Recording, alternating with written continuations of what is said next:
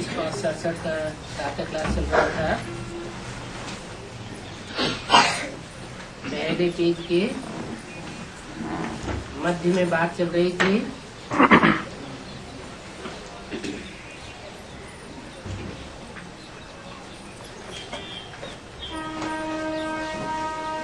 सारे विश्व में तुम ही बच्चे हो जिनको भगवान बाप पढ़ाते हैं,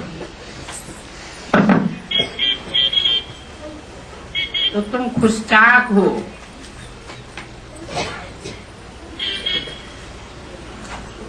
बाप याद दिलाते हैं और समझाते भी हैं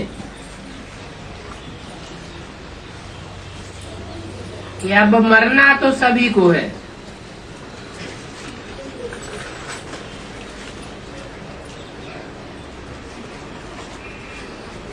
कोई को शरीर की मौत मरना है और कोई पुरुषार्थ करके जीते जी मर जाएंगे।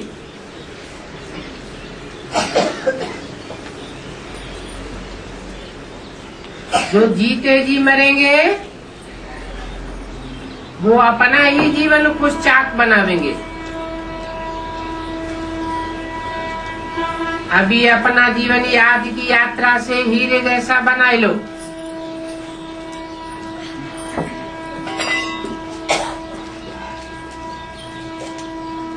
हीरे जैसा जीवन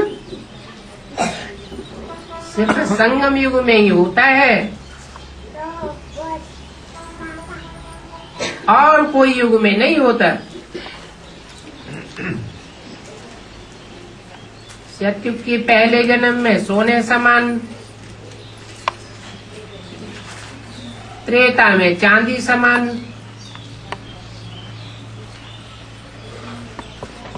तो अभी तुम अपना जीवन हीरे जैसा बना सकते हो। बहुत फायदे का कारोबार है। गॉडली स्टूडेंट लाइफ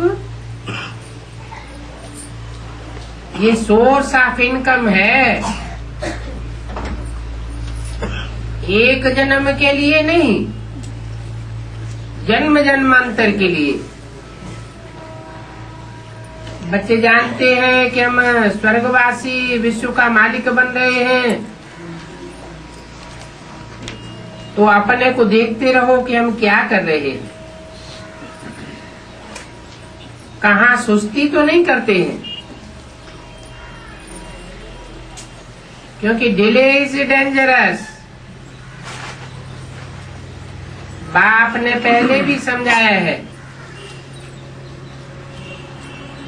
कि देखो तुमको कितना माल ठाल दिया था, अभी देखो तुम्हारे हाथ में कुछ भी नहीं है। अंत में तुम्हारे हाथ में क्या बचता है? कौड़ी जैसा जीवन बन गया है। बुद्धि में कौड़ी ही याद आती है। अभी बाप फिर हीरे जैसा जीवन बनाने आए।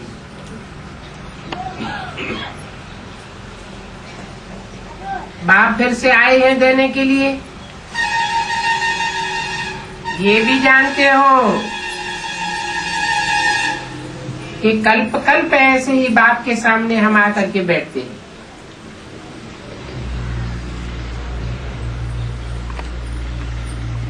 हमारे सिवाय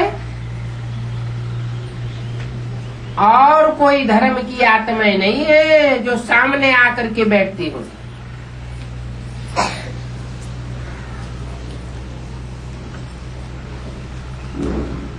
इस बात में भक्ति का रिंचक नाम निशान भी नहीं है। तू मच बातें कोई से भी नहीं करो, आपस में भी नहीं करो। हमको बाबा पढ़ाते हैं,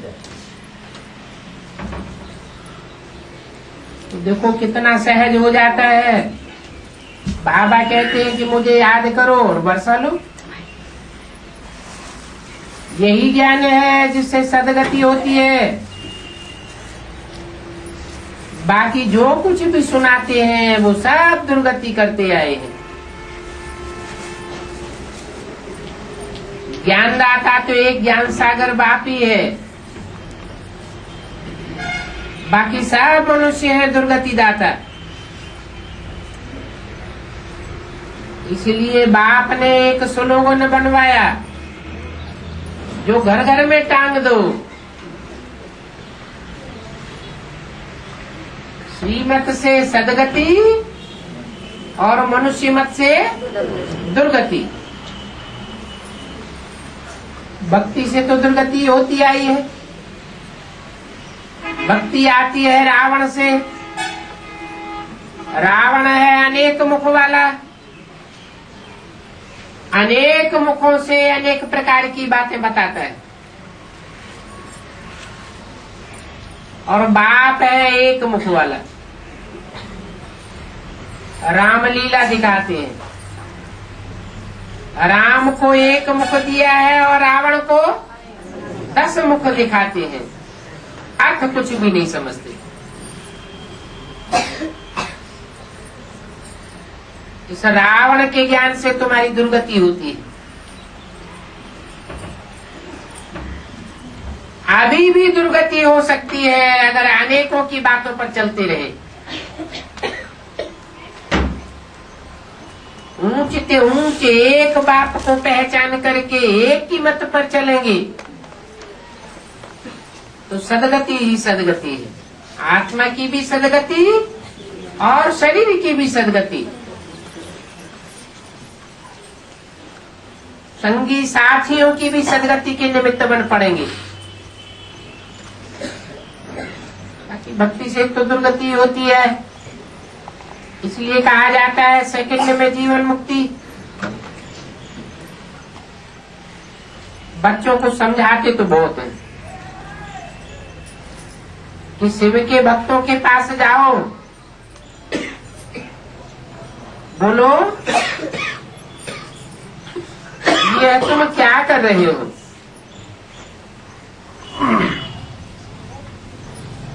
जिनकी तुम पूजा करते हो वो शिव बाबा हमको पढ़ाए रहे।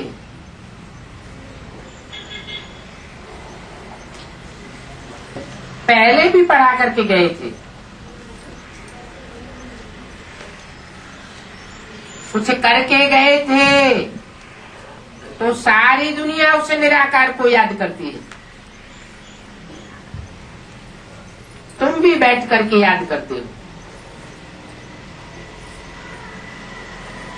अभी वो बाप हमको पढ़ा रहे हैं,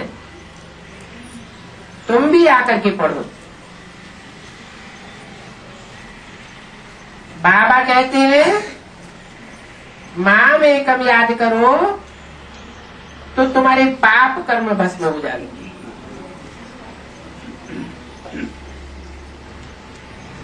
मामेकम का मतलब मेरा एक ही स्वरूप है। जिस मुकर्रर रथ में मैं आता हूँ मैं सर्वव्यापी नहीं हूँ, एक व्यापी होकर के आता हूँ। कहा भी जाता है गॉड इज वन, तो गॉड का बच्चा भी वन कहा जाता है। कोई भी राजाएं होते थे, उन राजाओं का बड़ा बच्चा ही राज्य का अधिकारी होता था, पहला बच्चा। शिव बाप भी इस सृष्टि पर आए हैं। जो ज्ञान में बड़ा ठहरा वो बड़ा ठहरा। बाप ज्ञान की प्रॉपर्टी लेकर के आते हैं, उसको जो धारण करते हैं वो नंबरवार बच्चे बनते हैं।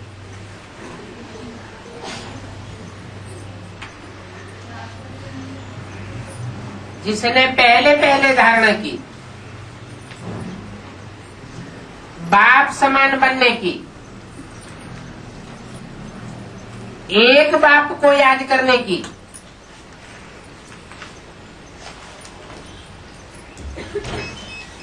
बाप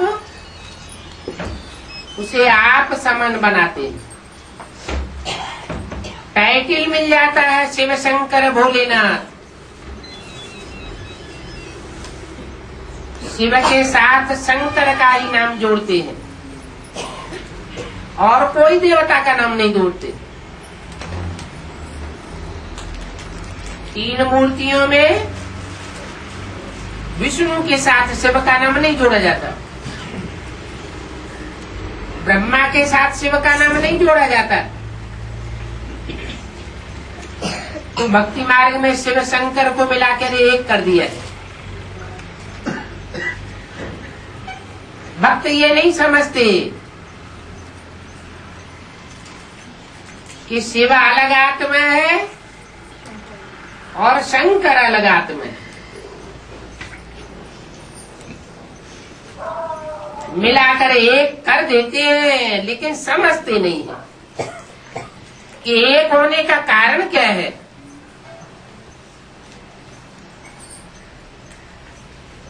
शंकर को याद में बैठे दिखाया जाता है।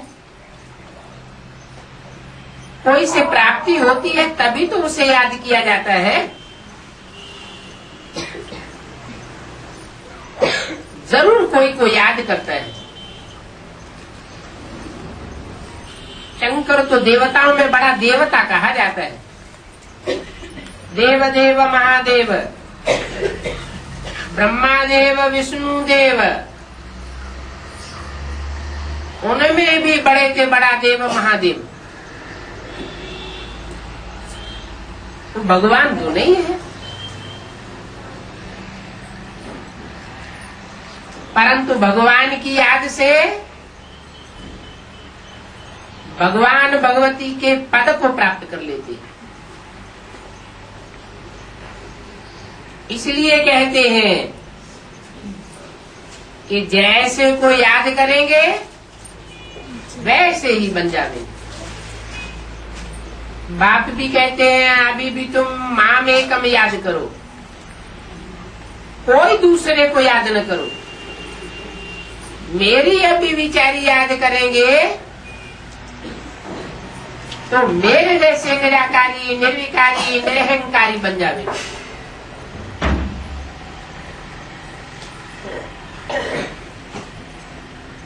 मैं निराकारी स्टेज में रहने वाला हूं ना, अपने धाम में हूं, तब तो हूं ही निराकार। तुम आत्माएं भी वहां निराकार स्टेज में रहने वाली हो, लेकिन मेरे में और तेरे तुम्हारे में ये अंतर है कि मैं साकार शक्ति पर आता हूं तो भी निराकारी स्टेज में रहता हूं। कोई के भी संग के रंग में आऊंगा तो भी निराकार रहूंगा, निर्विकल्प रहता हूं। और तुम संग के रंग में आकर के संकल्प विकल्प में आ जाते हो। संकल्पों से अपनी ही सृष्टि की रचना कर लेते हो। तो मैं तरीका बताता हूं। पूर्व जन्म के जो किए हुए पाप हैं, इस संगम युग की रील में घूम रहे हैं।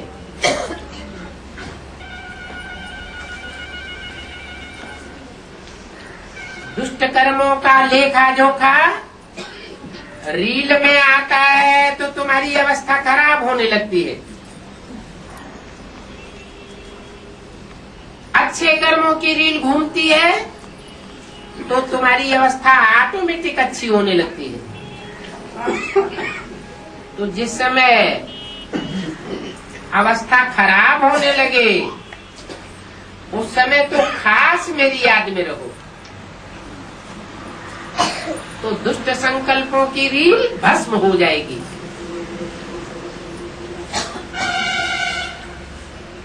मैं निराकार हूं, निर्विकार हूं, तो मेरी याद में रहने से विकारी संकल्प टिक नहीं सकेंगे, भस्म हो जाएंगे। और कोई मनुष्य मात्र को याद किया तो यह संभव ही नहीं है कि तुम्हारे पाप कर्म भस्म हो जाए।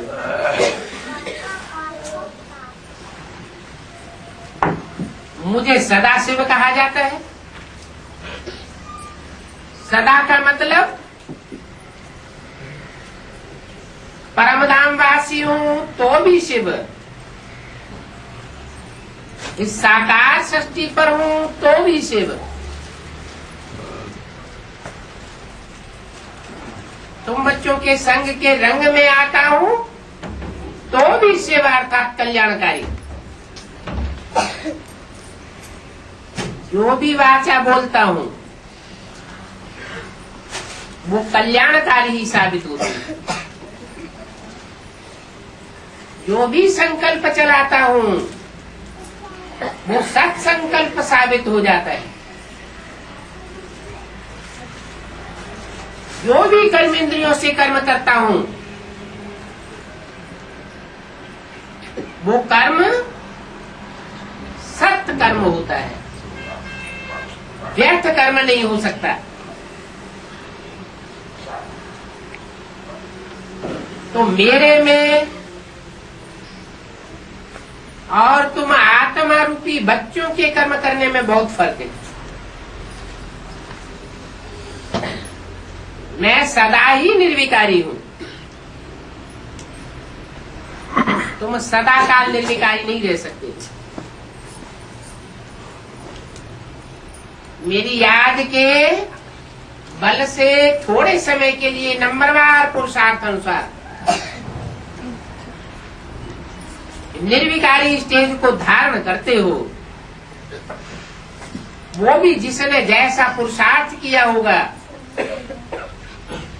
उतना कर सकेगा। लंबे समय का पुरुषार्थ होगा तो अंतमति सुगति हो जाएगी।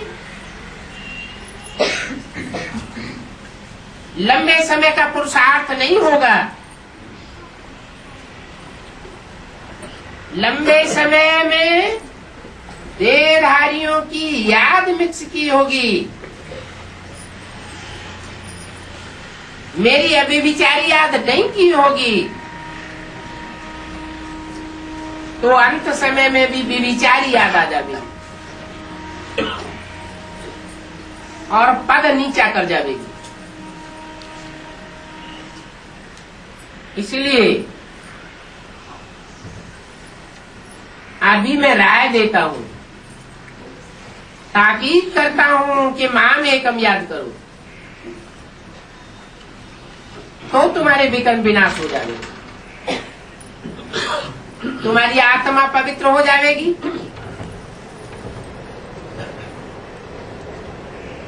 जितना आत्मा पवित्र होगी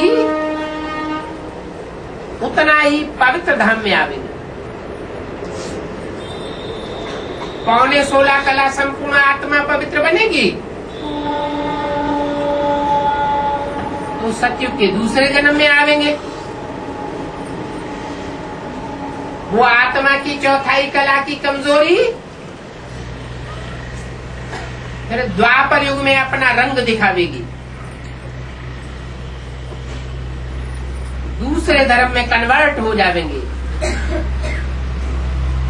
क्योंकि आत्मा में कमजोरी रह गई। ये तो एक मिसाल दिया कि जितना याद करेंगे उतना आत्मा पवित्र बनेगी। ये बहुत आसान अक्षर है, सबको आगे चल करके पसंद आवेगा। माम एकम याद करो, क्या पसंद आवेगा? मुझे एक को याद करो, कोई दूसरे को याद नहीं करो। और बुढ़ियों के लिए तो बहुत सहज है।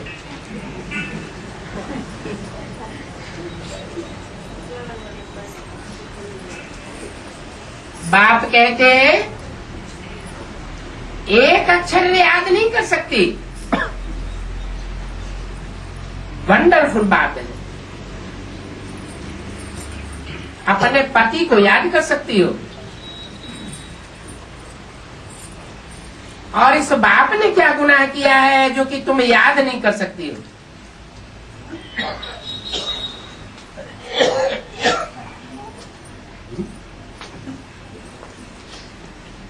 क्या गुनाह किया है?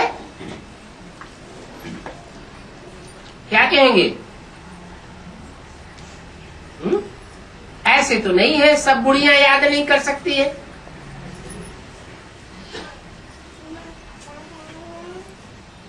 कोई ऐसी भी तो है जो बहुत याद कर सकती है।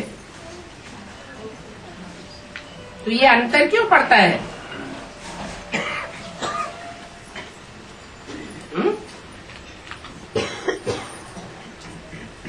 63 जन्मों में कोई कम संग के रंग में आए हैं उस मुकर्रर रथधारी के साथ, और कोई ज्यादा संग के रंग में आए हैं, कोई बिल्कुल ही संग के रंग में नहीं आए हैं, नाम मात्र। तो उन्हें याद भी नाम मात्र याद आवेगी। उन 63 जन्मों की भी शूटिंग कहाँ होती है, रिहर्सल कहाँ होती है? अभी संगम युग में रिहर्सल हो रही है। अभी जितना चाहो अपनी आत्मा में बल भर सकते हो। बुद्धि का ताला खुला हुआ है। अलबेलापन करेंगे, सुस्ती करेंगे तो अपना ही घाटा डालेंगे। ये तो भला बुद्धि में है ना कि हम बाप की श्रीमत से स्वर्गवासी बन रहे हैं। ये श्रेष्ठ मत हमें आज तक और किसी गुरु ने नहीं दिए कि स्वर्गवासी कैसे बना जाता है।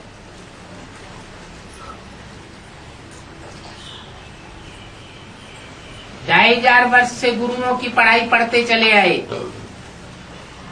कोई ने स्वर्गवासी बनाया क्या? और ही नरकवासी बनते गए। अभी बाप कहते हैं मैंने तुम्हें स्वर्गवासी बनने का रास्ता बताया। स्वर्गवासी बनते ही है स्वस्थिति में रहने से। ये स्वस्थिति का ज्ञान और कोई को नहीं होता। मैं आकर के तुम्हें बताता हूं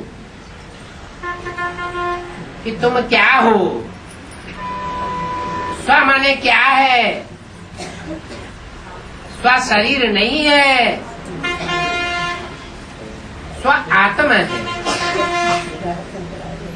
ये शरीर तो यही नष्ट हो जाएगा। आत्मा तो अपने इस जन्म के और पूर्व जन्म के संस्कारों को लेकर के अगले जन्म निर्धारण करती है। तो तुम अभी स्वस्थिति में जितना स्थित रहेंगे, जितना ज्योति बिंदु आत्मा की स्मृति में रहेंगे, मैं परमात्मा बाप आत्मिक स्मृति से दूर नहीं हूं। इसलिए भक्ति मार्ग में कह दिया आत्मा सो परमात्मा। बाकी ऐसे नहीं है कि जो आत्मा है सो ही परमात्मा है। फिर तो 500-700 करोड़ आत्माएं परमात्मा का रूप हो जावे। हाँ, ये जरूर है कि जो भी आत्माएं हैं आत्मिक स्थिति का पुरुषार्थ करने वाली, उन पुरुषार्थ करने वाली आत्माओं में जो अव्वल नंबर होता है वो आत्मा थोड़े समय के लिए परमात्मा समान बन जाती है। बाप और बच्चा एक ही शक्ति को धारण करने वाले बन जाते हैं। तो कह देते हैं आत्मा सो परमात्मा, कहते भी हैं परम पिता परमात्मा शिव भगवान वाच। परम पिता पहले कहेंगे, परमात्मा बाद में बोलेंगे। जैसे शिव शंकर है, शिव पहले बोलेंगे, शंकर का नाम बाद में लेंगे। बाप को पहले रखा जाता है, बच्चे का नाम बाद में देते। ये एंडरसन्स कंपनी है, इसका फाउंडेशन अभी पड़ता है। फिर भी तुम बच्चे ये बातें भूल जाते हैं। बच्चों को समझाया गया है कि आत्मा जब भी शरीर लेती है तब ही सुख दुख भोगती है। जब तक आत्मा शरीर न धारण करे तब तक न सुख भोग सकती है और न दुख भोग सकती है। पुनर्जन्म तो होता है। हिंदू लोग पुनर्जन्म को मानते हैं, क्रिश्चियंस और मुसलमान दूसरे धर्म के लोग पुनर्जन्म को नहीं मानते हैं। कारण क्या है?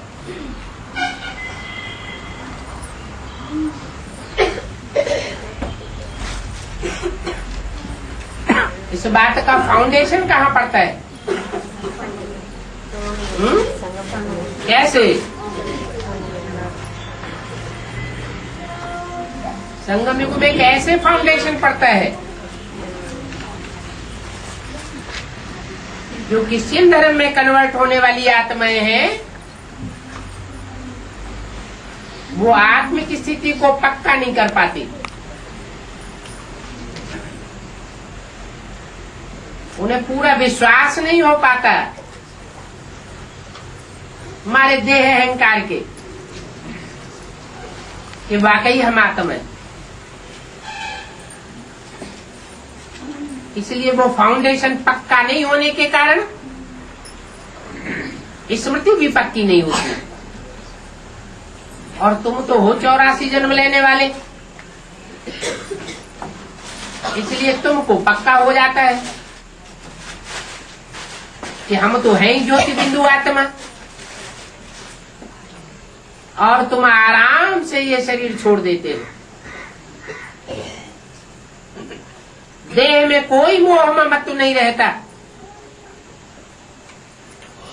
तो ये फाउंडेशन अभी पड़ रहा है कि आत्मा एक जन्म लेती है या अनेक जन्म लेती है। अनेक जन्म धारण करने वाली मैं आत्मा ऑल राउंड पार्ट बजाने वाली हूँ।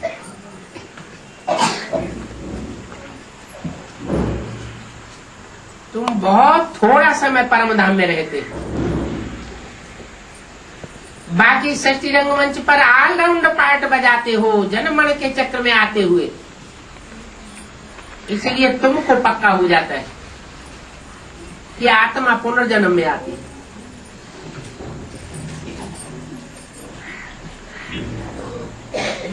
बच्चों को याद के लिए समय फिक्स करना चाहिए। दैवी गुरु भी धारण करने हैं और बहुत मीठा बनना है। अभी कोई से भी लड़ने झगड़ने का टाइम नहीं है। झगमुई की बातों में अगर टाइम वेस्ट करते रहे तो अपना घाटा बहुत भारी कर देंगे, बाद में बहुत पछताना पड़ेगा। अभी संगम युग का समय है सहन करने का। जितना जो सहन करेंगे उतना फायदे में रहेंगे। लिखा हुआ भी है 16 कला संपूर्ण संपूर्ण निर्विकारी। तो विकारों को क्यों आने देना चाहिए? कितना मीठा बनना चाहिए। मीठा बनना ये भी तो गुण है ना। कोई लाल पीली आंखें करे, तुम फूल बरसा दो, वो भी खुश हो जाएगा कि अरे इनके ऊपर तो कोई असर ही नहीं होता। तो कोई भी उल्टा सुल्टा काम नहीं करो। अगर ऐसा वैसा कोई काम भूल से हो भी जावे तो अपना कान पकड़ना है, तो सावधानी बनी रहेगी।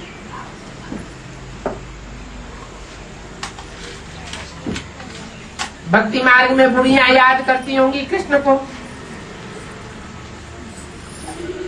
लेकिन यहां तो कहा जाता है नहीं,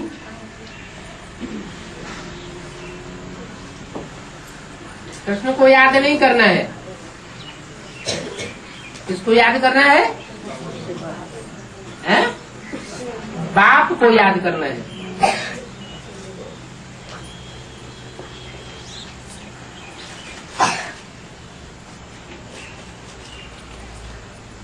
ये बुढ़ियों को, माताओं को कृष्ण की याद ज्यादा क्यों आती है?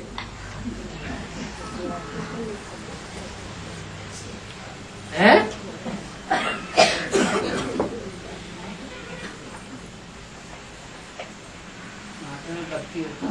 क्योंकि ब्राह्मणों की दुनिया में भी ऐसी ढेर माताएं हैं जो कृष्ण को ही भगवान समझे बैठी हैं। यज्ञ माताएं हैं ना, आदि से ही यज्ञ की पालना कर रही है ना। बूढ़ी बूढ़ी माताएं हैं, उनको कृष्ण ही याद आवेगा। तुम तो बाप को याद करते हो। तुम जानते हो कृष्ण गीता का भगवान है नहीं। कृष्ण कहो, ब्रह्मा कहो, बात एक ही है। कृष्ण अगर गीता का साकार भगवान होता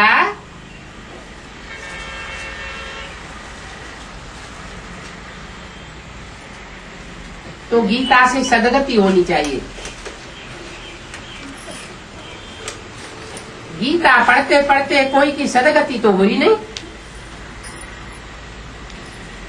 क्यों नहीं हुई सदगति? क्योंकि सदगति होती है ज्ञान से। ज्ञान आता है निराकार से, निराकारी स्टेज वाले से, जो खुद साकार स्थिति में टिका हुआ होगा, देवान में टिका हुआ होगा। वो दूसरों को ज्ञान नहीं दे सकता, जानकारी नहीं दे सकता, सच्चाई नहीं बता सकता। एक सद्गुरु निराकार ही कहा जाता है। वो निराकार सद्गुरु सच्ची बात आकर के बताते हैं, सच्ची बातें बता करके सत्य युग की स्थापना करते हैं।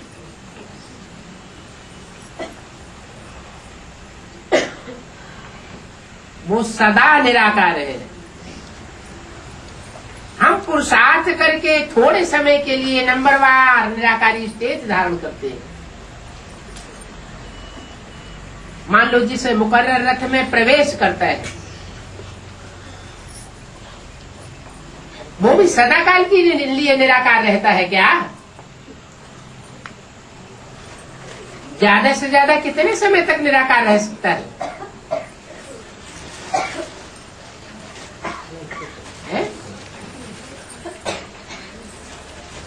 जब तक संगम युग है तब तक वो निराकारी स्टेज धारण कर सकता है। सत्युग शुरू होगा और इंद्रियों से सुख भोगना शुरू कर देंगे, और इंद्रियों से सुख भोगेंगे तो आत्मा की शक्ति क्षीण होना शुरू हो जाती है। भले ज्ञान इंद्रियों से सुख भोगते हैं तो शक्ति कम क्षीण होती है, द्वापर युग से कर्म इंद्रियों से सुख भोगते हैं तो शक्ति ज्यादा क्षीण होती है। सतयुग में कलाएं कम होती हैं,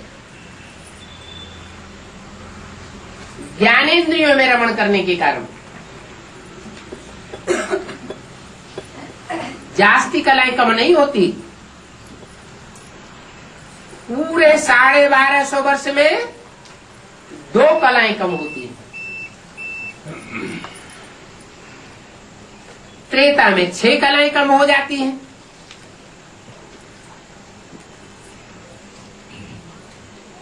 क्योंकि ज्ञानेंद्रियों से थोड़ा थोड़ा नीचे उतरने लगते हैं,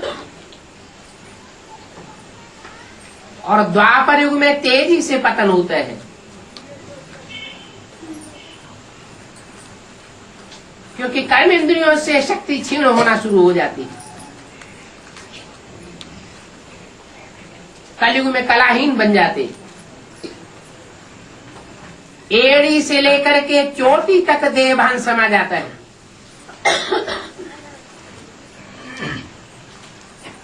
अभी बाप हमको बताते हैं कि मैं आत्मा भी निराकार, निराकारी स्टेज को धारण करने वाली तुम भी निराकार बनो।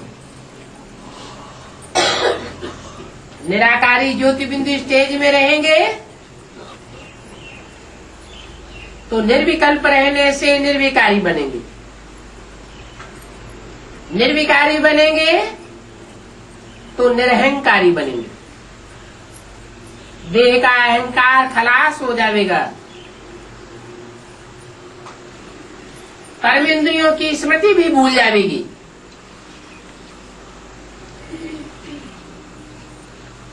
कितनी अच्छी अच्छी बातें बताता हूँ धारण करने की, फिर याद क्यों नहीं रहती? ऊंच के ऊंच पद पाना है तो इन बातों की धारणा भी करनी है। ऊंच ते ऊंच पद वो ही पा सकेंगे जो ऊंच ते ऊंच को याद करेंगे। और धर्म पिताएं भी हैं, वो धर्म पिताएं नंबरवार हैं।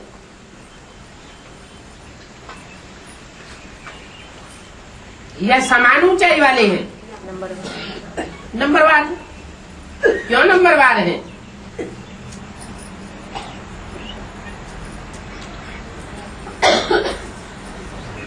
उनको नंबरवार क्यों स्टेज प्राप्त होती है?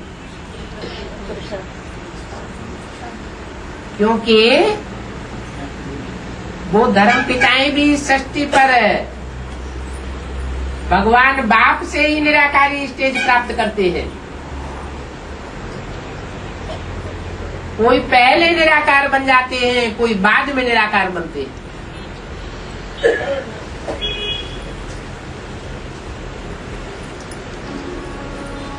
सनातन धर्म की स्थापना जिनके द्वारा होती है वो सनत कुमार पहले निराकारी बनते हैं। उनको कहा जाता है योगीश्वर।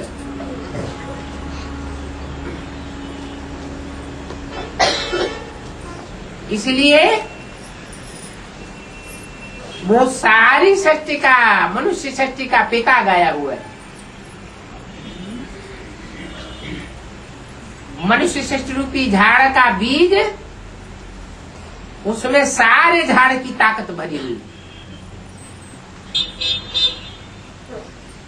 और जो धर्म पिताएं हैं वो बाद में समझते हैं, फिर बाद में निराकारी स्टेज धारण करते हैं।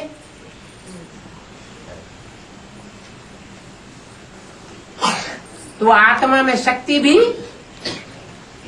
कम आती निराकारी स्टेज पूरी धारण न करने पाने के कारण फॉलोअर्स में भी कमी आ जाती है। तुम बच्चे आसमान के सितारे हो,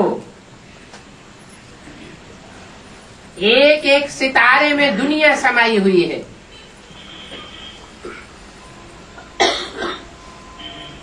उन जड़ सितारों में दुनिया नहीं है, तुम चैतन्य सितारों में दुनिया समाई हुई है। क्योंकि तुम सारी सृष्टि के पूर्वज हो। एक एक सितारे के पीछे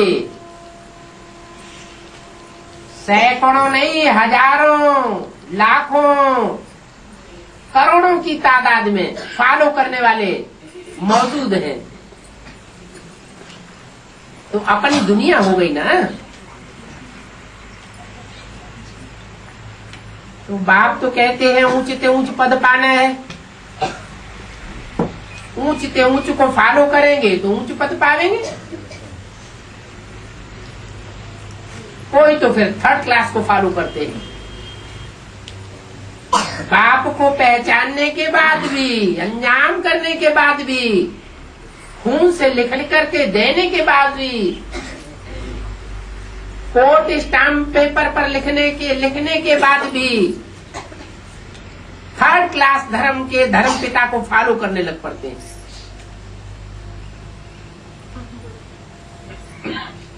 तो ताकत आवेगी या ताकत चली जाएगी? ताकत नष्ट हो जाती है, यही कन्वर्ट हो जाते हैं। तो ब्रॉड ड्रामा में भी कन्वर्ट हो जाते हैं। यहाँ भारत को धोखा दे जाते हैं तो वहां भी भारत को धोखा दे जाते हैं, दूसरे धर्म में कन्वर्ट हो जाते हैं। अभी तुमको तो ऊंच पद पाना है, तो किसको फॉलो करना है? धर्म पिता है तो नंबर 12 है। ऊंच से ऊंच कौन? ऊंच से ऊंच कहेंगे शिव बाबा। शिव बाप को नहीं कहेंगे ऊंच से ऊंचे। शिव बाप माने बिंदु बिंदु आत्माओं का बाप। वो तो परमधामी स्टेज की बात है। परमधाम में ऊंच और नीच की बात नहीं होती है। इस साकार सृष्टि पर ऊंच और नीच का भेद होता है। तो ऊंच है मनुष्य सृष्टि का पिता। इसलिए पहले भी मुरली में बोला, next to God is Shankar, next to God is Prajapita, next to God is Krishna. कौन सा कृष्ण? संगम युगी कृष्ण। संगम युगी कृष्ण, गीता का भगवान, तथाकथित ब्राह्मण किसको बताते हैं?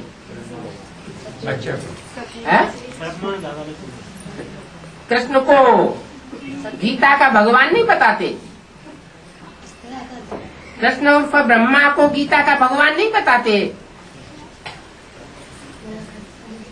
गीता का साकार भगवान वो तथाकथित ब्राह्मण किसको बताते हैं? दादा लेखराज उर्फ कृष्ण की आत्मा को बताते हैं ना। तो वो संगम युग में नहीं होता क्या है? संगम युग में उसका रूप दादा लेखराज का है। कृष्ण के रूप में तो वो सतयुग में बच्चे के रूप में जन्म लेगा।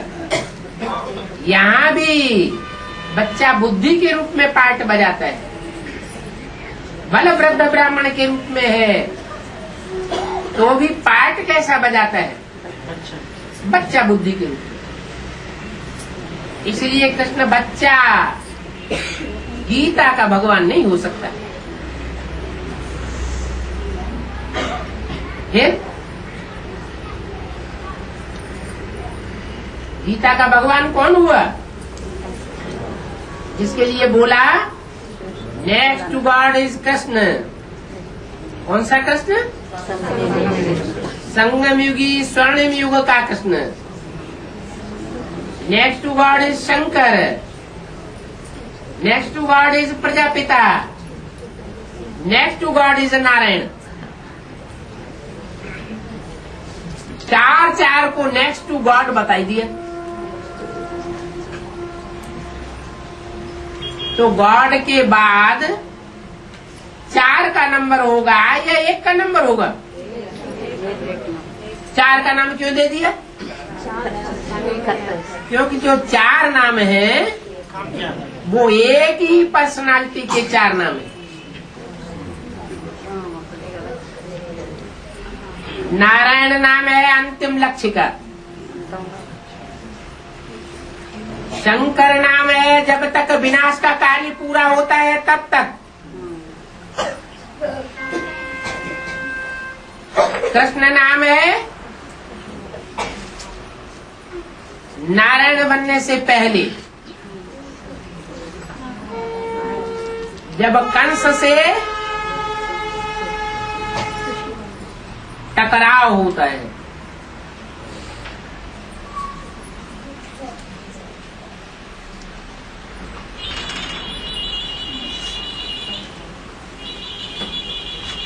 ये संगम युगी कृष्ण क्या गायन है शास्त्रों में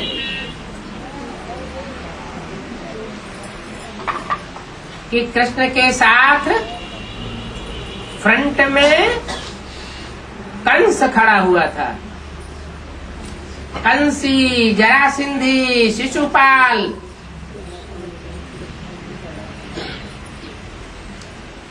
ये कृष्ण को फूटी आंख से देख नहीं सकते थे।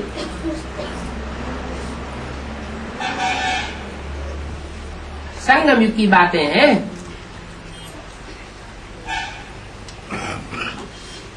दादा लेखराज के स्वरूप की बात नहीं है। वही दादा लेखराज की आत्मा जब अर्धचंद्र के रूप में प्रवेश करती है तो काले कृष्ण के रूप में मानी जाती है, और जब संपन्न बनती है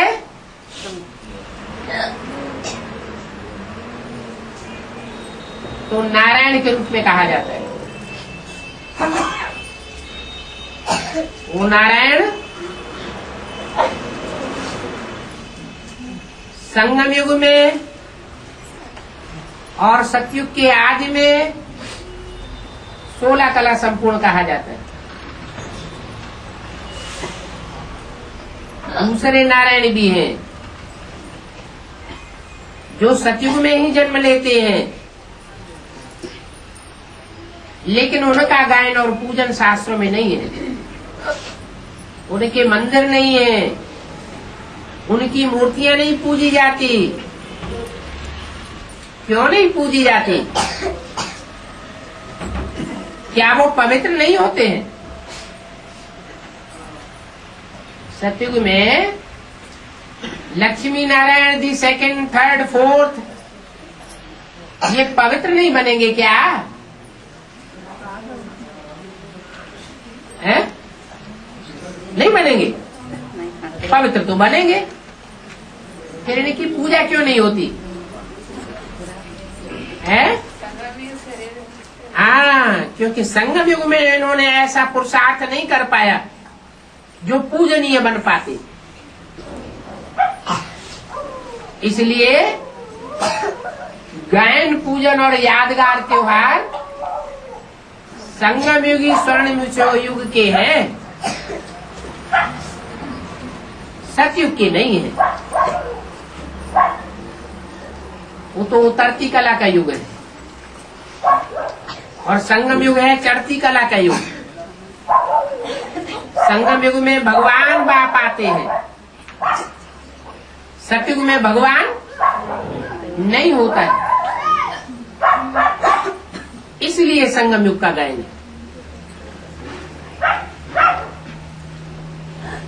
ओम